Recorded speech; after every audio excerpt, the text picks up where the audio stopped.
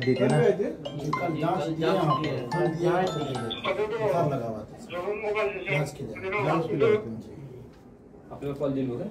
एक आदमी आपका कहाँ भाग गया?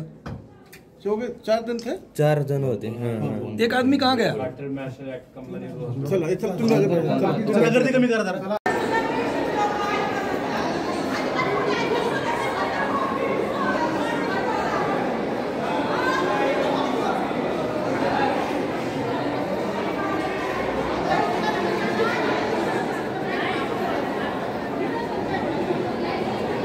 काल एक पोलिसांची टीम आपल्या रुग्णालयात आली होती, तर त्यांनी काही संशयित बांगलादेशी आपल्या रुग्णालयात काल दाखल झाले होते। या संदर्भात त्यांनी चौकशी केली।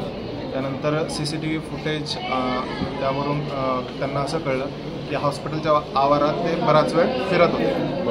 तर त्यानंतर आम्ही आमच्या कर्मचाऱ्यांमध्ये सर्वांचे फोटो, संशयितांचे फोटो सर्क्युलेट केले आणि जेव्हा आज सकाळी ते पुन्हा संशयित आपल्या हॉस्पिटलला त्यांनी भेट दिली किंवा रेकी करत असताना आपण त्यांना समयसूचकता दाखवून आपल्या कर्मचाऱ्यांनी एका रूममध्ये त्यांना बंद करून ठेवलं आणि आजूबाजूचे डॉक्टर्स आणि रुग्ण यांना बाहेर काढलं आणि पोलिसांना त्याची सूचना दिली। पोलिसांना सूचना दिल्यावर पोलिसांनी एक 5 मिनिटात येऊन त्यांना चौकशी, त्यांच्या पद्धतीने चौकशी करून त्यांना आता पोलीस त्यांच्यासोबत घेऊन गेले। त्यांनी काय दिली होती, त्यांची काय जे काही त्यांनी नावं सांगितली होती ते आपल्या रजिस्टरला वगैरे पोलिसांनी क्रॉस चेकही केली।